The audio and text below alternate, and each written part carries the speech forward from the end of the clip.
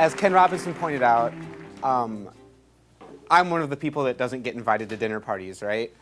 I'm a high school teacher in rural Iowa, and it's a job, right? And it's interesting, and it took me a long time to figure out what was wrong with it and what was right with it. And so what I would like to do first is just invite you to imagine something that you've done that's intensely creative. Intensely creative, like learning a piece of music, doing a fantastic bit of research, perfecting a recipe. Imagine that. And now imagine that someone's going to make you do that every day from 9 till about 10:15, right? Every day. And if you don't make incremental progress, you're going to be punished, or at least not rewarded. Okay, for me, that's playing the piano. I love playing the piano. I love it. I have a piano. I play it on GarageBand when I'm not at my piano. That's how much I like my piano. My keyboard on my computer is not even a piano. And, I've been playing for 15 years.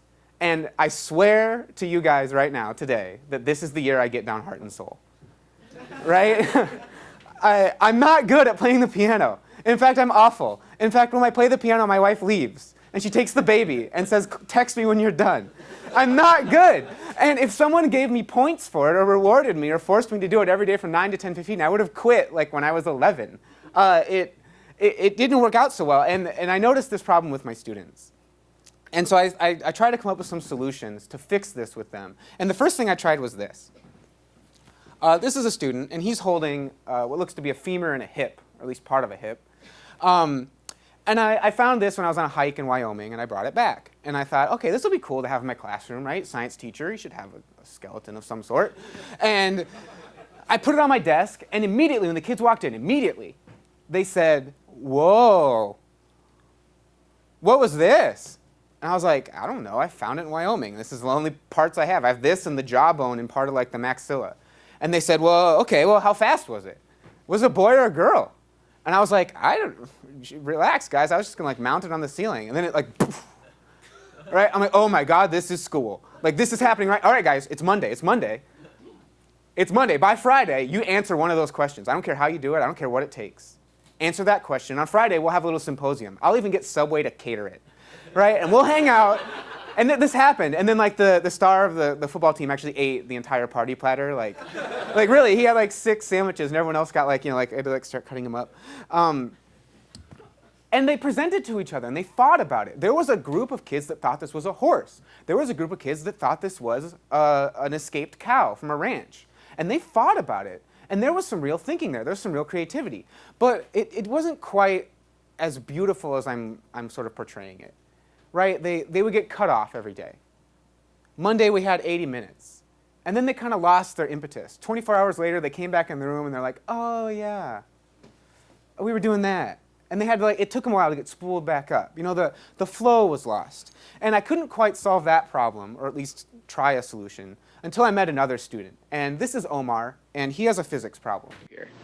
Trying to make a Muon detector to obviously detect particles coming down from the atmosphere, and that's just by using the argon in the tube.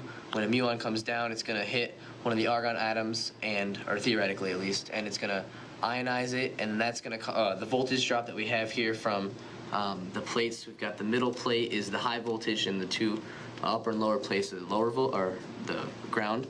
And so since when the argon atom gets ionized, then it's going to accelerate and then hopefully hit a mercury atom, which is then going to bump up the electrons on that one level and then bring them back down, which releases a photon, and so you can visibly see it, hopefully.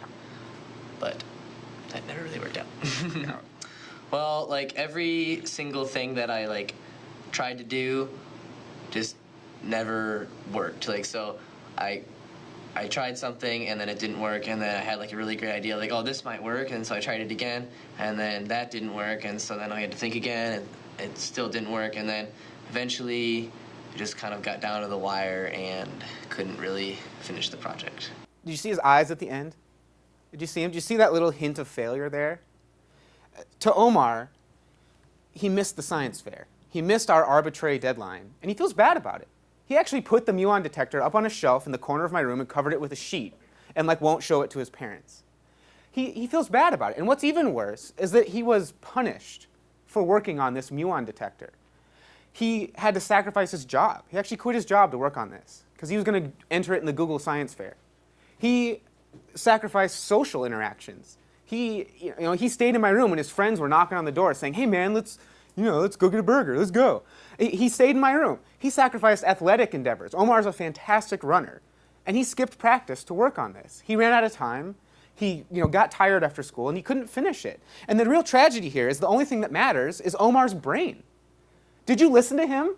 Did you feel like you were being read a physics textbook a little bit? I'm sick of him talking to me about it, honestly. I like particle physics, but not that much, dude. Like, relax. And I have a degree in physics, and I'm sick of hearing about it. But this kid, he wasn't reading a book. That was his little Muon detector there. Well, it almost is. He's not quite there, right?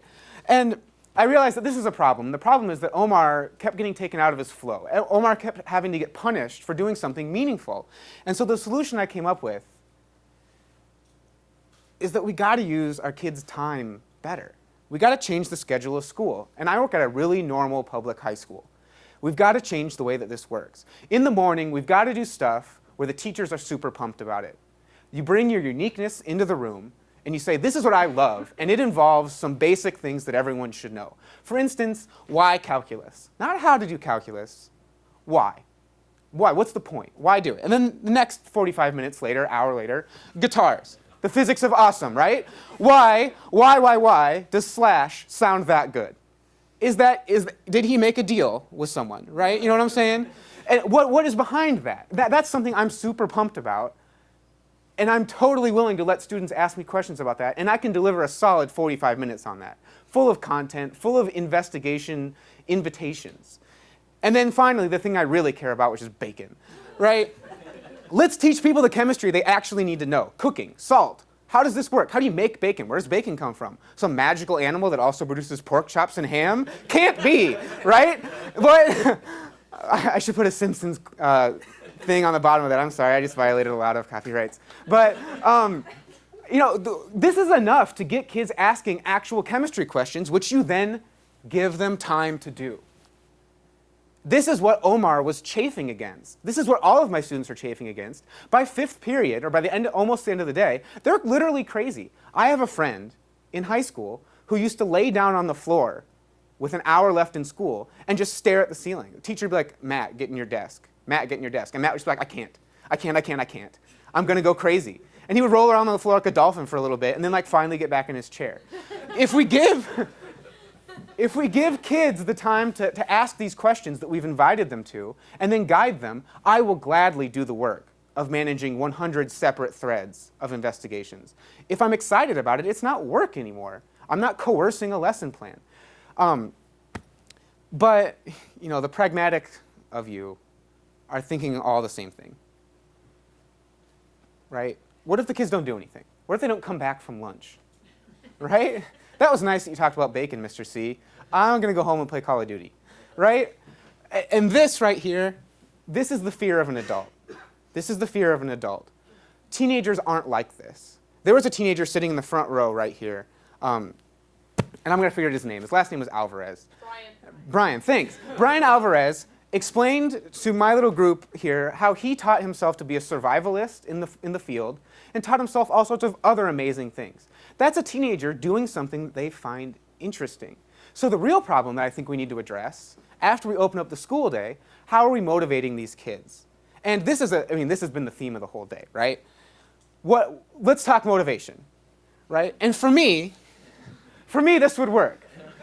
I live in Iowa, right, which is the pork capital of the universe. And this would work for me, but let's try something a little bit more universal, right?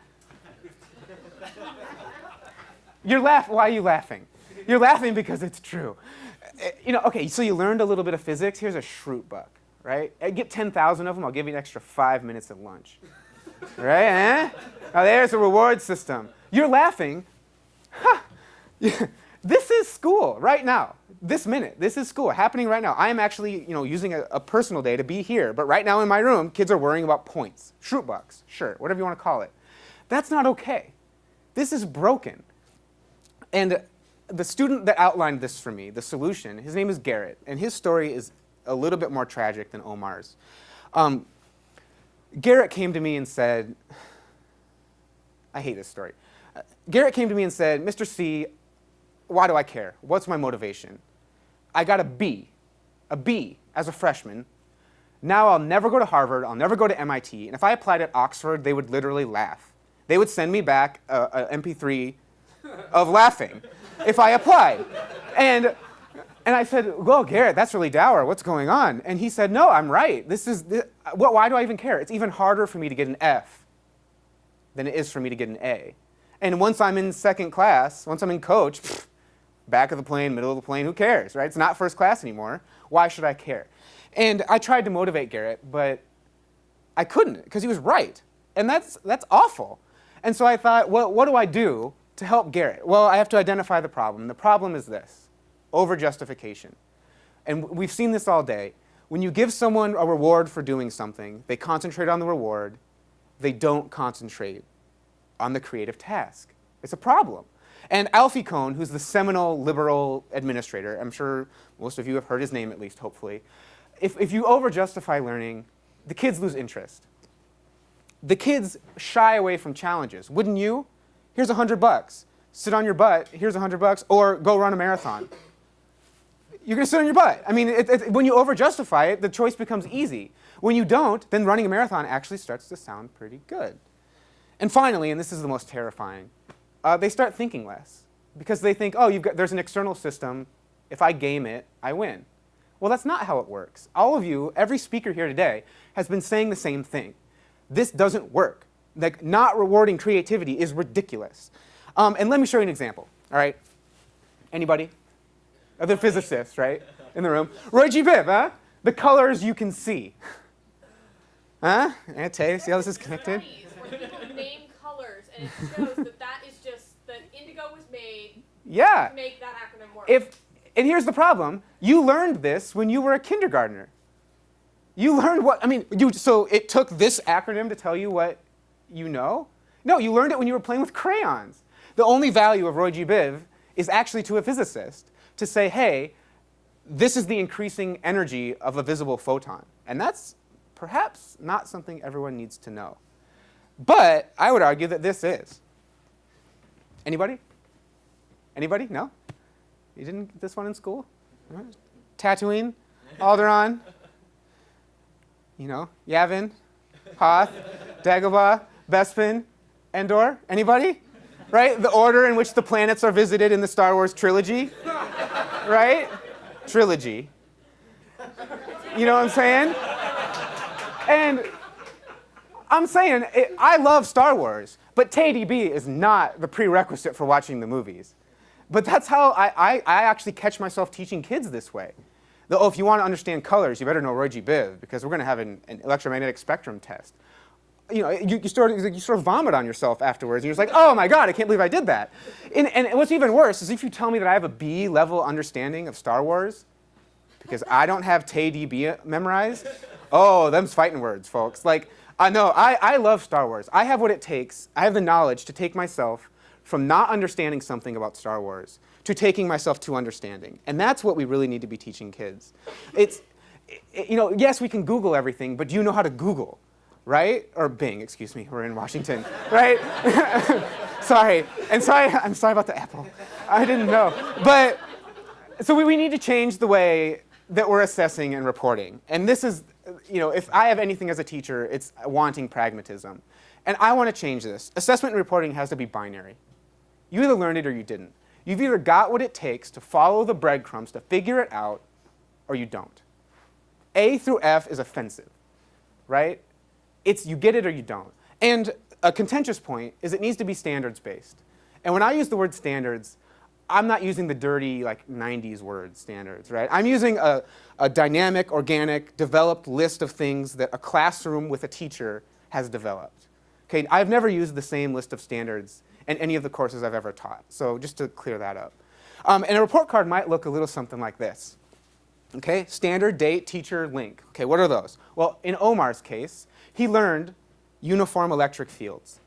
He didn't learn it from me, though. He learned it from Mr. Brown. And here's actually the hyperlink, right, to the thing he did. Sure, how is that not good enough? Second, he learned DC circuit design from me in February of this year, and he did it with the Muon Detector. And there's the blog post that he wrote, or the article, or whatever it is he did, whatever product he made. And actually, Rutrow, he didn't understand inductive loads, which is why his Muon Detector didn't work, but I didn't tell him that, right?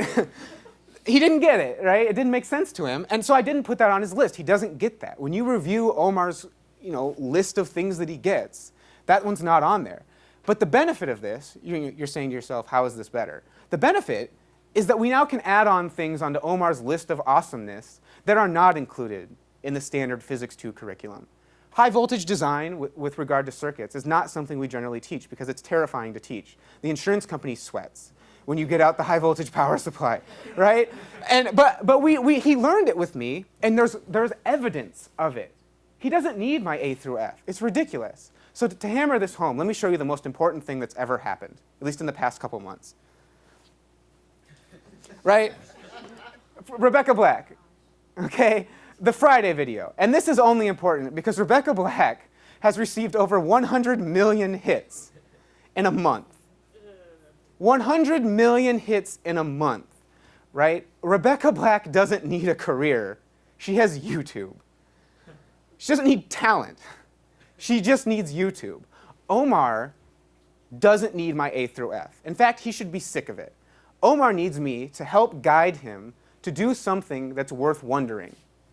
That's what he needs. And I want to help him do that. I want to open up the school day, and I want to report to colleges the actual information they should be looking. So what I think we can do today is we can blow open our kids' afternoons. Give them a siesta, have them come back, and let's do something for real, right? Have them come up with it. Let me help guide them. And second, let's start sending colleges documents that actually say what our kids are worth, and then they can sort through it on their own. Thank you very much.